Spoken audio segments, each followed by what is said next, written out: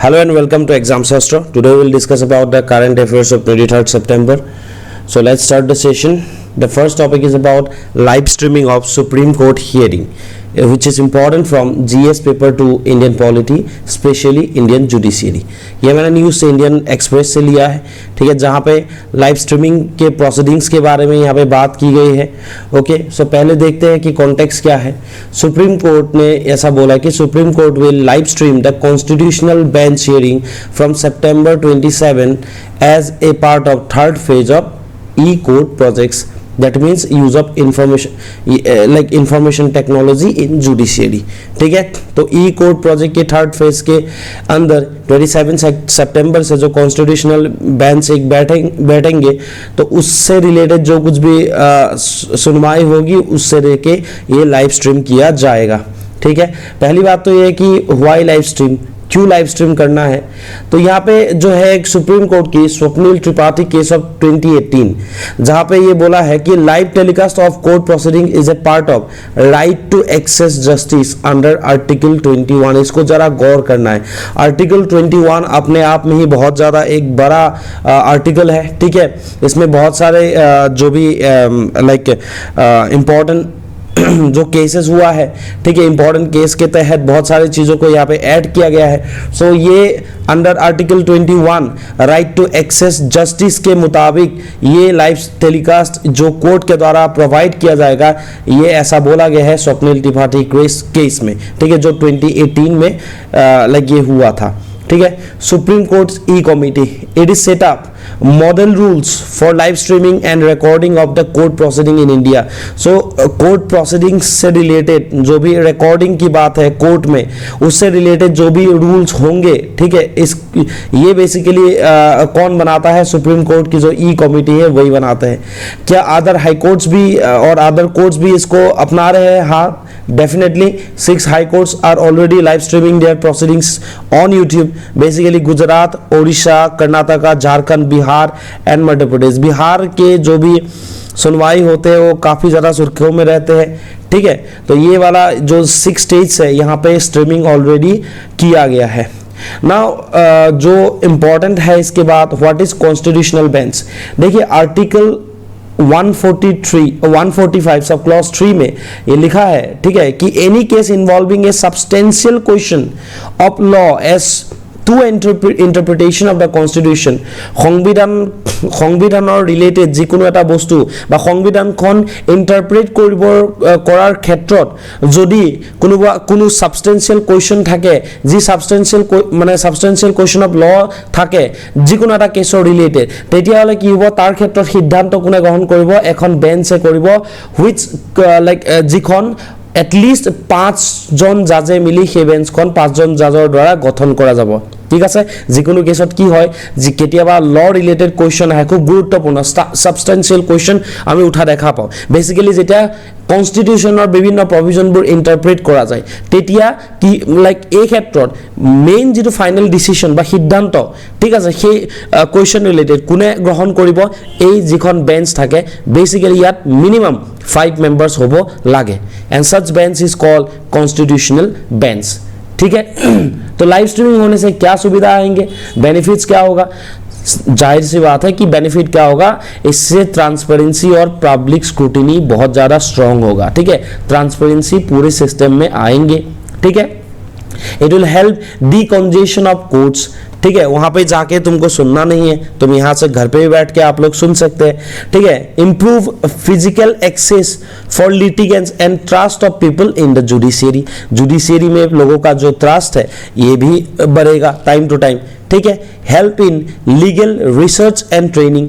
Okay, legal research and training में भी मान लीजिए कई सारे केसेस में ऐसा होता है कि किसी भी एक मुद्दे के ऊपर अगर कोर्ट में हियरिंग हो रहा है, उससे रिलेटेड अगर डिबेट एंड डिस्कशन हो रहा है, तो वहाँ पे जो भी किसी भी हाई कोर्ट या फिर किसी भी हाई कोर्ट या फिर सुप्रीम कोर्ट के जो भी प्रीवियस स्टेटमेंट्स है, प्रीवियस जो केसेस है, वहाँ पे उस तरीके से क्या डिसीजन लिया गया था उससे, उस पर्टिकुलर टॉपिक से रिलेटेड वैसे भी अगर टॉपिक अगर आए, वैसा अगर मुद्दा फिर से किसी भी कोर्ट में उठे, तो इससे रिलेटेड जो लीगल रिसर्च है या फिर ट्रेनिंग है, लाइक लीगल जो रिसर्च है, ये काम दे सकता है ट्रेनिंग पर्पस पे भी। ठीक है, ऑलरेडी वीडियो जब रहेगा तो कैसे कोर्ट में सुनवाई होता है, कैसे डिबेट होता है, इससे रिलेटेड ट्रेनिंग प्रोग्राम भी इसके जरिए किया जाएगा। पांच नंबर में क्या है कि एनकरेज लीगल अवेयरनेस, लोगों का अवेयरनेस बढ़ेगा, बेसिकली लीगल अवेयरनेस बढ़ेगा। ठीक है, सो live streaming of Supreme court hearing में और क्या हम लोग को जानना है, देखिए इश्यूज क्या है। पहला इश्यूज जो है इट इज डिजिटल डिवाइड। ठीक है, डिजिटल डिवाइड। दूसरा जो है it is lake of ICT infrastructure. क्या बोला मैंने, लेक ऑफ आईसीटी इंफ्रास्ट्रक्चर। ठीक है, क्योंकि हर जगह में इंफ्रास्ट्रक्चर नहीं है, basically information and communication technology related बहुत सारे इंफ्रास्ट्रक्चर कई सारे जगह में नहीं है। ठीक है, तो इसीलिए ये एक इशू है या फिर चैलेंजेस भी आप लोग बोल सकते हैं। ठीक है, नाउ मैंने जो बोला कि डिजिटल डिवाइड से रिलेटेड, डिजिटल डिवाइड बोलने से अगर लाइक डिजिटल डिवाइड जो हम लोगों ने बोला है, ठीक है, तो इसका मीनिंग क्या है ये भी जानना है। Basically it is the gap between people who have access to modern information and communication technology and those who do not. ठीक है, तो एक डिजिटल डिवाइड हमारे यहाँ पे है, क्योंकि देखिए जो भी ओल्ड एज के लोग हैं, ठीक है, उनको वो लोग ज़्यादा ICT information and communication technology इससे ज़्यादा इक्विप नहीं है, या फिर उन लोगों का लाइक एक्सपीरियंस भी इन मामलों में कम है। ठीक है, तो एक इशू है डिजिटल डिवाइड दुनिया लाइक हमारे इंडिया में लाइक हर जगह में दिखने को मिलता है। मैंने जो बोला दूसरा point lack of ICT infrastructure, तीसरा lack of digitally train court official, court में डिजिटली ट्रेन लोग नहीं मिलते हैं ऐसे। ठीक है, फिर इन लोगों को ट्रेन करना पड़ेगा। ठीक है, रिस्क ऑफ प्रिवेसी ब्रीच, ये तो बहुत इंपॉर्टेंट बात है, सबको अगर स्ट्रीमिंग करके दिखाएंगे तो वहाँ पे प्राइवेसी से रिलेटेड कुछ इशू हो सकता है। 5 नंबर में मैंने दिया है कि risk of is getting sensationalised. ठीक है, 6 नंबर में मैंने दिया है Supreme Court has approved a set of guidelines and it has the power to withhold broadcasting in sensitive matters. Okay, so sensitive matters पे बेसिकली सुप्रीम कोर्ट ने ऐसा approval दिया है, सर्टेन गाइडलाइंस इशू किया है कि अगर सेंसिटिव इशू हुआ तो ये जो है, ये जो इश्यूज है, ठीक है, like matrimonial disputes, matter involving juveniles, national security, rape cases, इनके मामलों में ब्रॉडकास्टिंग विथहोल्ड हो सकता है। ठीक है, तो क्योंकि यहाँ पे प्राइवेसी एक कंसर्न बन जाता है। ओके, तो इसीलिए ये जो गाइडलाइंस है ये बहुत इंपॉर्टेंट गाइडलाइंस है, तो इससे ये पॉइंट जो है, ये जो रिस्क है, रिस्क ऑफ प्राइवेसी ब्रीच, ये कम हो जाता है। ठीक है, इंटरनेशनल एग्जांपल्स भी देख लेते हैं। Courts in the US allow for audio recording and transcripts of oral agreements. ठीक है, यूके में कैसा प्रबंध है, यूके रिकॉर्डिंग लाइक यूके में recordings of proceedings of Supreme Court is allowed. सुप्रीम कोर्ट में जो उन लोगों का मेन कोर्ट है वहां पे अलाउड है। ठीक है, बट यूएस में सिर्फ audio recording and transcripts allow है ऑफ ऑरल आर्ग्यूमेंट्स। ठीक है, तो इंडिया में भी इससे रिलेटेड चेंजेस दिखने को मिल रहा है, क्योंकि मैंने बोला ये हाल ही में 6 हाई कोर्ट्स ने, ठीक है, ये जो लाइव स्ट्रीमिंग वाला जो कॉन्सेप्ट है इसको अपनाया है। ओके, तो टाइम टू टाइम देखना पड़ेगा कि आगे जाके क्या होगा इस मामले में और ज़्यादा कितना डेवलपमेंट होता है। इससे रिलेटेड मतलब ऐसा तो नहीं है, लेकिन जुडिशियरी से रिलेटेड मैंने एक इंडियन पॉलिटी पर्सपेक्टिव से एक सवाल यहाँ पे मैंने दिया है, तो आप लोगों को अटेम्प्ट करना है। ठीक है, the next topic is about should the Election Commission of India insist on inner party election। ठीक है, ये कहाँ पे आया है, आर्टिकल जो है ये द हिंदू में आया था। ठीक है, which is important from GS paper two Indian polity point of view. Okay, तो ऐसा बोला गया कि क्या इलेक्शन कमीशन ऑफ इंडिया को इनर पार्टी इलेक्शन में अपना जो दखल है वो दखल अंदाजी करना चाहिए एक मामले में अगर बोला जाए तो। ठीक है, क्या इनका प्रभाव विस्तार करना चाहिए या नहीं है, इससे रिलेटेड ये जो आर्टिकल है, ये आर्टिकल आया था। ठीक है, बेसिकली कॉन्टेक्स्ट क्या है, the Congress is set for election for the post of party president. ठीक है, पार्टी प्रेसिडेंट को लेकर कांग्रेस में क्या होगा, चुनाव होगा। तो बेसिकली क्या है कि देखिए इससे रिलेटेड क्या देखना है, लीगल ग्राउंड्स देखना है on which election can be mandated with in political parties. ठीक है, क्या ये पॉसिबल है या नहीं है, इससे रिलेटेड हम लोग देखेंगे।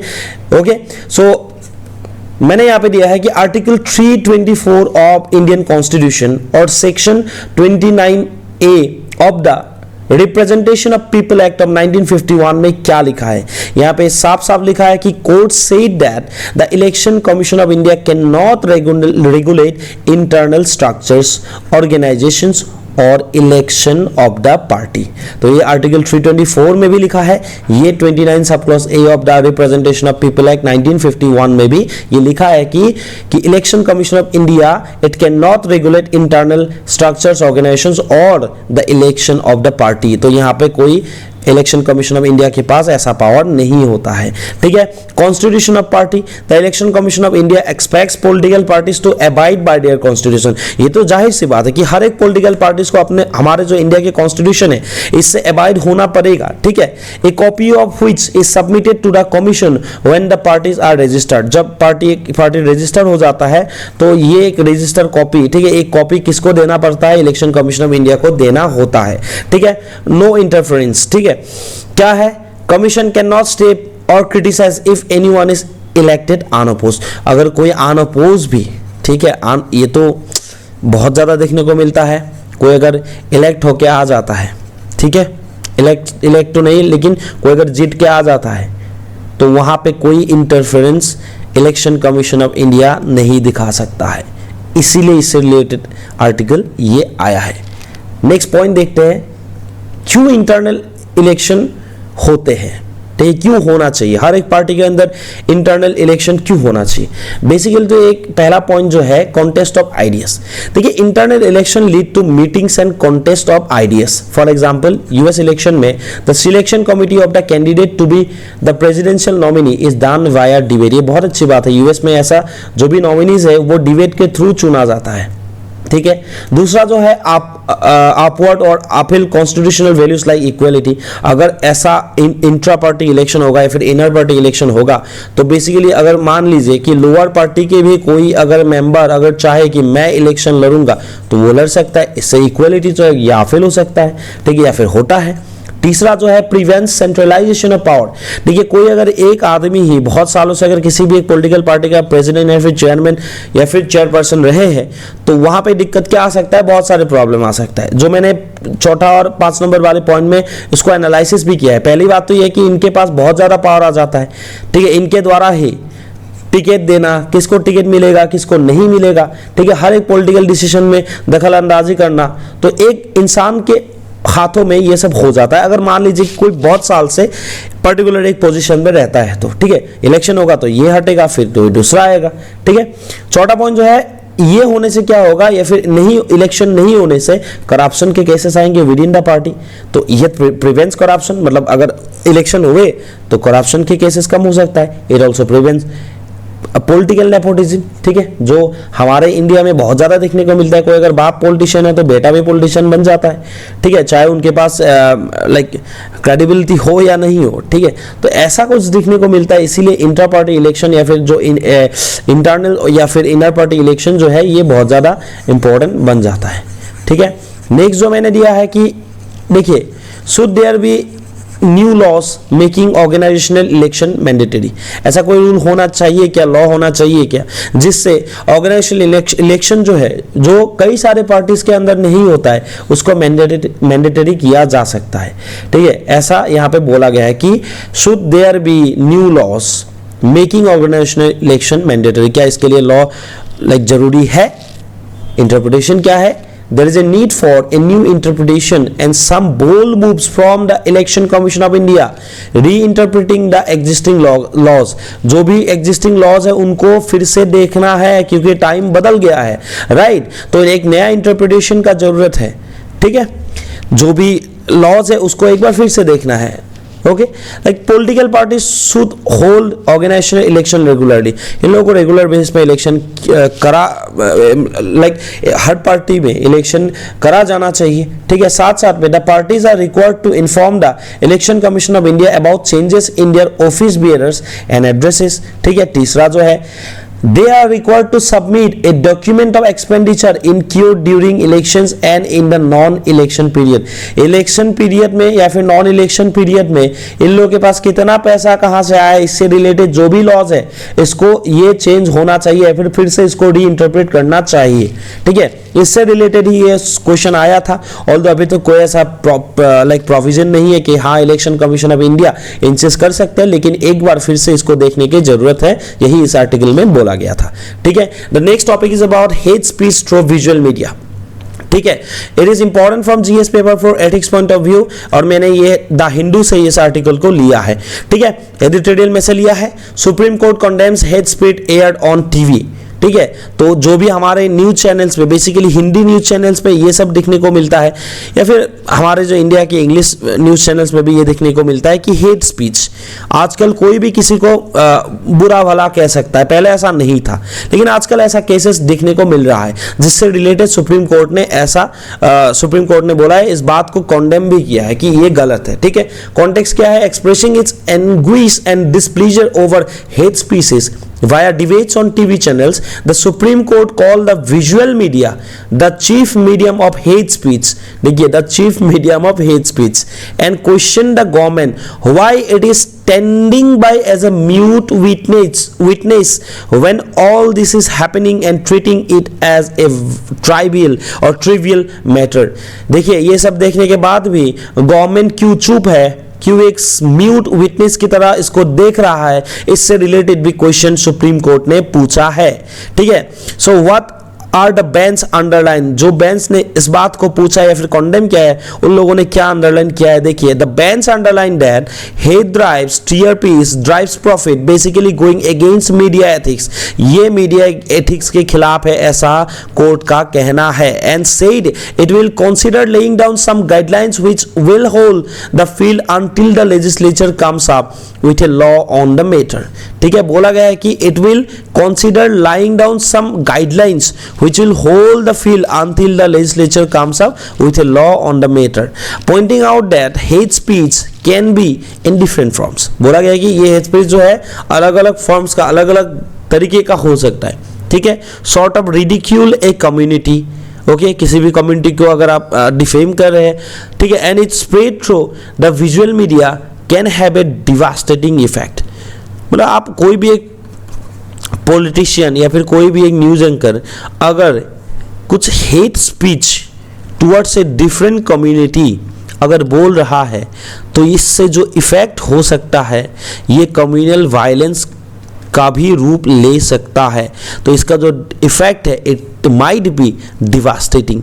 ठीक है, the bench of justice K M. Joseph and Hrishikesh Roy incline to regulate such debates. बोला इन दोनों ने, बेसिकली जो के.एम. जोसेफ एंड ऋषिकेश रॉय है, ठीक है, तो इन लोगों ने बोला है कि इन लोगों का कहना क्या है कि ये जो डिबेट्स है इसको रेगुलेट करना चाहिए। And asked the centre to state whether it propose to come up with any law on the subject, और पूछा भी है क्या आप लोग इससे रिलेटेड कोई लॉ लाएंगे या इसको ऐसे ही छोड़ेंगे, आप लोग म्यूट विटनेस की तरह इसको आप लोग देखेंगे। तो इससे रिलेटेड क्वेश्चन भी Rishikesh Roy and KM. Joseph के द्वारा पूछा गया है। ठीक है, the bench which was hearing A class of petitions on alleged hate speech via some TV shows, the petitioners have sought directions from the court to the center to take steps to curb incidents of such speech. तो बोला गया इससे related जो भी decision से लेना चाहिए, इससे कि गवर्नमेंट लेगा या नहीं, तो इसको भी देखना पड़ेगा। ठीक है, the petitioners have short directions from the court, उनको ये जानने को मिला है कि कोर्ट ने जैसे कोर्ट ने क्वेश्चन पूछा है, राइट, मैंने यहाँ पे बोला भी है के.एम. जोसेफ एंड ऋषिकेश रॉय ने। ठीक है, तो उससे बाद में ये पता चलेगा कि ये जो हमारे गवर्नमेंट की तरफ से कुछ ऐसा स्टेप लिया जाएगा या नहीं to curb incidents like such speech. ठीक है, तो इससे रिलेटेड ये आर्टिकल था। Now the thing is what is hate speech? Hate speech क्या है? The United Nations Strategy and Plan of Action on Hate Speech defines hate speech as any kind of communication in speech, मतलब any kind of किसी भी तरीके का communication in speech, writing में भी हो सकता है और बिहेवियर में भी हो सकता है।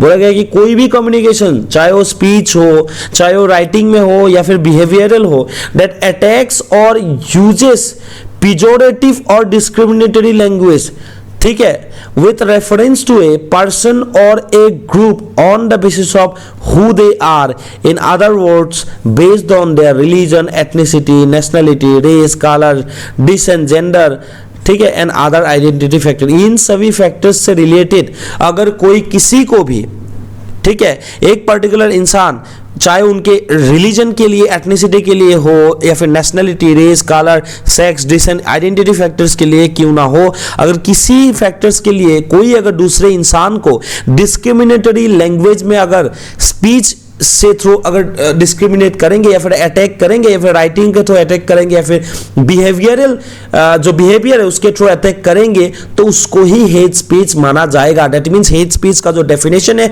एक ब्रॉडर डेफिनेशन है। देखिए यहाँ पे जो बात हुआ है हेट स्पीच की थ्रू विजुअल मीडिया, यहाँ पे एक मुद्दा यहाँ पे बार बार आया है, it is about ethical journalism. So what are the principles of ethical journalism, इसके बारे में भी हम लोग थोड़ा बहुत देखेंगे। क्या देखना है, पहला जो है एथिकल जर्नलिज्म कब या फिर इसका प्रिंसिपल जो है वो क्या क्या है। पहला जो है it is truth and accuracy, ठीक है, truth and accuracy. Journalist can not always guarantee truth but getting the facts right is the cardinal principle of journalism. Okay, कोई अगर ट्रूथ है, ठीक है, कोई अगर इंफॉर्मेशन मिला है, क्या वो फैक्ट चेक होता है या नहीं, होना चाहिए, फैक्ट चेक होना चाहिए, ट्रूथ एंड एक्यूरेसी होना चाहिए। Always strive for accuracy will give all the relevant facts we have and ensure that they have been check. अगर चेक होगा तो बोला जाता है कि हाँ एथिकल जर्नलिज्म तक ये लेके जा सकता है, ठीक है। दूसरा जो है इंडिपेंडेंस, ठीक है, journalist must be independent voices, जो यहाँ पे देखने को नहीं मिलता है। कई दफा इन लोगों के खिलाफ एलिगेशंस भी होता है कि किसी भी पार्टी के लिए हमारे जो इंडिया के कई सारे जर्नलिस्ट हैं उन लोग काम करते हैं, ऐसा एलिगेशन अलग अलग पॉलिटिकल पार्टी इससे रिलेटेड मुद्दा उठाते हैं। तो इंडिपेंडेंट जर्नलिज्म होना चाहिए, ठीक है। तीसरा जो है फेयरनेस एंड इम्पार्शियलिटी, कोई भी पॉलिटिकल पार्टी के लिए कुछ भी पॉलिटिकल पार्टी के लिए इंक्लाइन नहीं होना पड़ेगा जर्नलिस्ट लोगों को, या फिर कोई भी एक जर्नलिज्म के ग्रुप को कोई भी पॉलिटिकल पार्टी के लिए इंक्लाइन नहीं होना चाहिए, या फिर फेयरनेस उनके एक्शंस में रहना या फिर दिखना चाहिए। Objectivity is not always possible, we know that, and may not always be desirable in the face of for example of brutality और inhumanity, but impartial reporting builds trust and confidence, ठीक है। ये इम्पार्शियल रिपोर्टिंग अगर कोई एक संस्था या फिर एंकर करते हैं या फिर जर्नलिस्ट करते हैं तो पब्लिक ट्रस्ट बिल्ड होता है, ठीक है। चार जो है it is humanity, journalist should do no harm, ठीक है।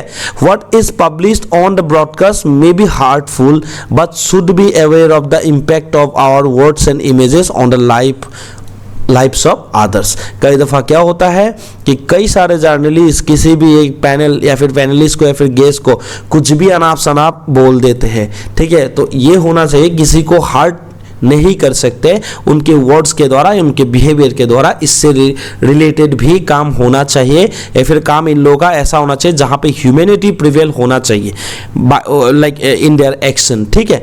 तो नंबर 5 में जो मैंने दिया है इट इज अबाउट अकाउंटेबिलिटी, ठीक है। A sure sign of professionalism and responsible journalism is the ability to hold themselves accountable। तो ये 5 पॉइंट है, ट्रूथ एंड एक्यूरेसी, ठीक है, independent journalism, okay, and fairness and impartiality, उसके बाद ह्यूमैनिटी, उसके बाद अकाउंटेबिलिटी, ठीक है। तो इससे रिलेटेड ये जो हेट स्पीच से रिलेटेड जो भी एडिटोरियल आया था तो वहाँ पे जो भी बातें किया था उसको मैंने बहुत ज़्यादा ब्रीफ में एनालिसिस किया है। The next topic is about agricultural projects on 1100 bighas of land under Asom Unnati Sabha. অসম উন্নতি সভাৰ জৰিয়তে অসমৰ বিভিন্ন প্ৰান্তত প্ৰায় 1100 বিঘাত খেতি মাটিৰ এটা প্ৰজেক্ট লৈ অনা হৈছে, যাৰ জৰিয়তে ইউথ বা যুৱচামক ইকনমিক ৰিভলিউশ্যনত পাৰ্ট কৰাবৰ কাৰণে এক ষ্টেপ লোৱা হৈছে বাই কাৰ জৰিয়তে অসম উন্নতি সভা। চ' Asom Unnati Sabha takes agricultural venture to enhance local productivity.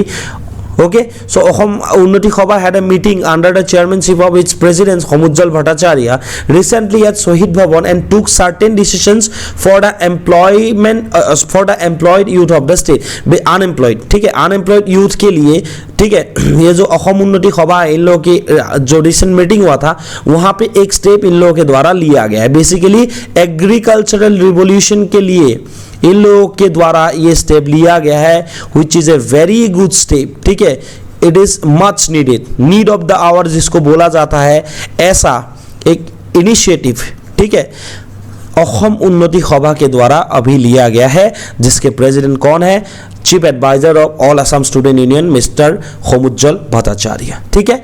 The Sabha emphasised the agricultural sector where they will first start with the cultivation of mustard, पहले क्या शुरू करेंगे, मस्टर्ड कल्टीवेशन शुरू करेंगे 100 बीघास ऑफ लैंड में, एंड पम्पकिन कल्टीवेशन माने रंगलाव on 40 bighas of land at Maijan in the Dibrugarh district from October 6, October 6 तारिखर পৰা ডিব্ৰুগড়ৰ পৰা এই কালচাৰেল এই এগ্ৰিকালচাৰেল ৰিভলিউশ্যন, এই যি ইকনমিক ৰিভলিউশ্যন, এই ৰিভলিউশ্যন আৰম্ভ হ'ব, ঠিক আছে।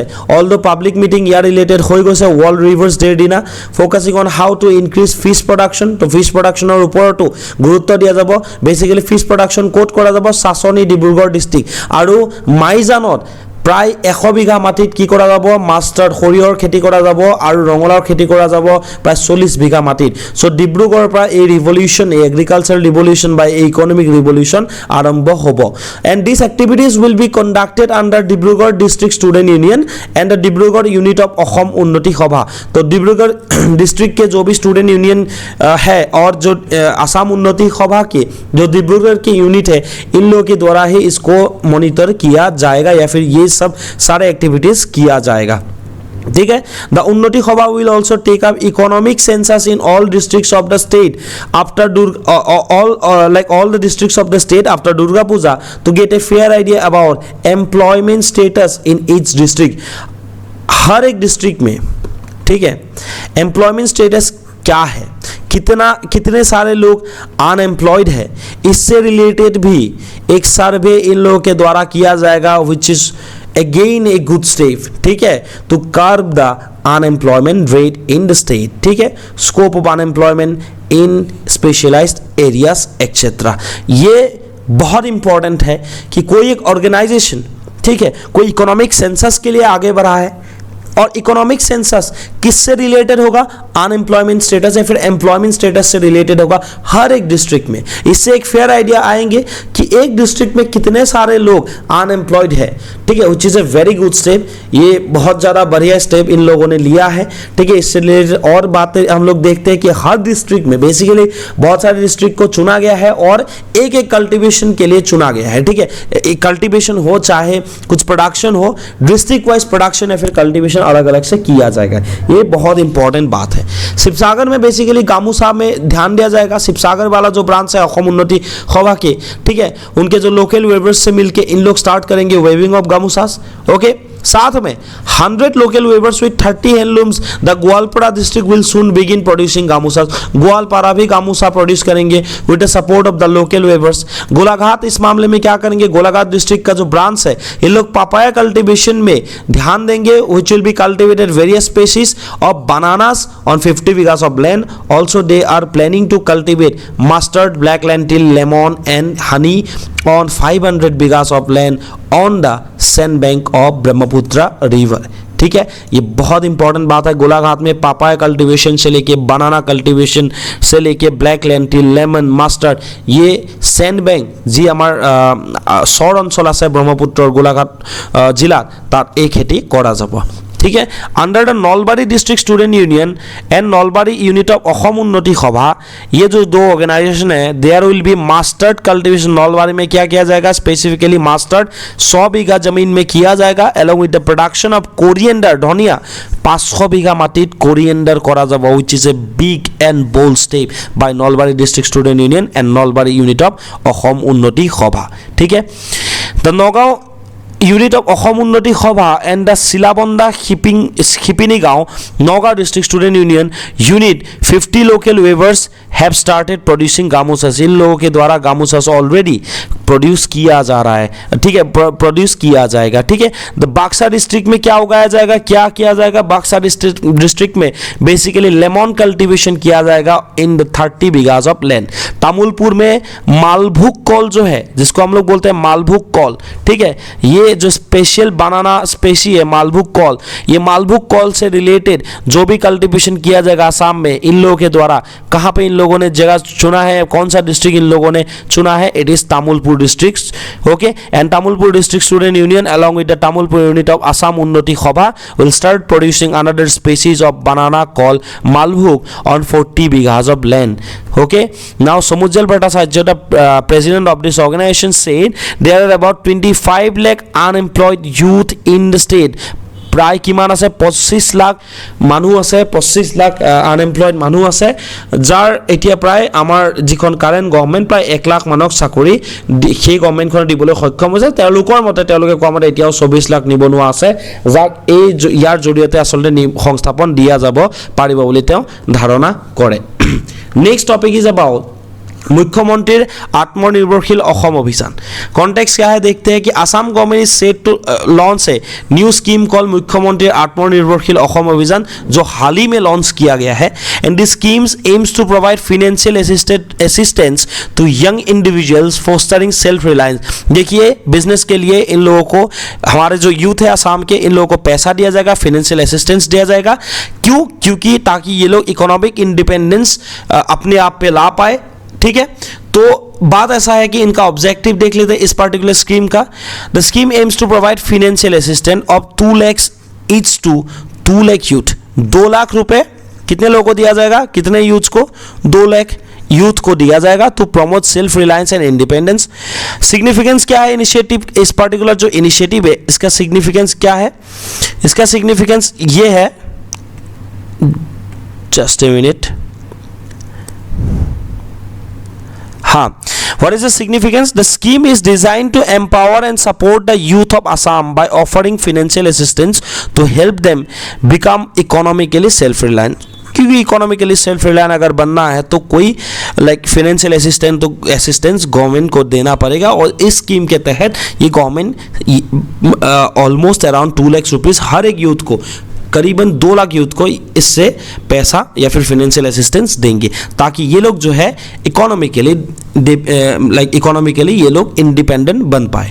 ठीक है, how does this scheme align with the state governments goal and priorities? The scheme aligns with the government's commitment and empower and support the youth of Assam in becoming self-sufficient। एक ही बात है, self sufficient बनाने के लिए जो Assam state government का गोल है उससे रिलेटेड काम इस स्कीम, पर्टिकुलर स्कीम जो है ये करेंगे। This will contribute to the state's overall development. ठीक है, हाँ, अनएम्प्लॉयमेंट रेट भी कम होगा। ओके, तो अलग अलग सेक्टर्स को चुना गया है। ठीक है, पैकेजिंग, फिशरीज, ठीक है, पोल्ट्री फार्मिंग, तो अलग अलग कई सारे सेक्टर्स है, टारगेटेड सेक्टर्स है जिससे रिलेटेड ये पैसा जाएगा। ओके, तो एलिजिबिलिटी यहाँ पे मैंने दिया है, एक बार आप लोग पॉज करके इसको पढ़ लीजिएगा। ओके, तो ये 2023 में ही लाया गया था, बहुत ही इंपॉर्टेंट है from Assam GS paper 5 Assam point of view. ठीक है, now the question of the day, बहुत ही एक सरल क्वेश्चन मैंने यहाँ पे एक डाला है। Which of the following organisation takes agricultural venture to enhance local productivity and to engage youth in economic revolution? पहला जो ऑप्शन है असम उन्नति सभा, दूसरा आसू, तीसरा अपसू, चौथा है असम ऑर्थोनैतिक सभा। तो जो भी करेक्ट आंसर है आप लोगों को देना है दोनों ही क्वेश्चन का। और आप लोगों ने अभी तक हमारे इंस्टाग्राम चैनल को अगर फॉलो नहीं किया है तो फॉलो कर लीजिए, क्योंकि हर दिन हम लोग करंट अफेयर्स आप लोगों के लिए लेके आते हैं, साथ साथ में क्वेश्चंस भी हम लोग आपके लिए लेके आते हैं। तो हर दिन यहाँ पे भी क्वेश्चन प्रैक्टिस हो जाता है through this current affair analysis, and Instagram में भी हो जाता है। And that's all for today. Thank you for watching and keep watching exam Shastra. Thank you so much.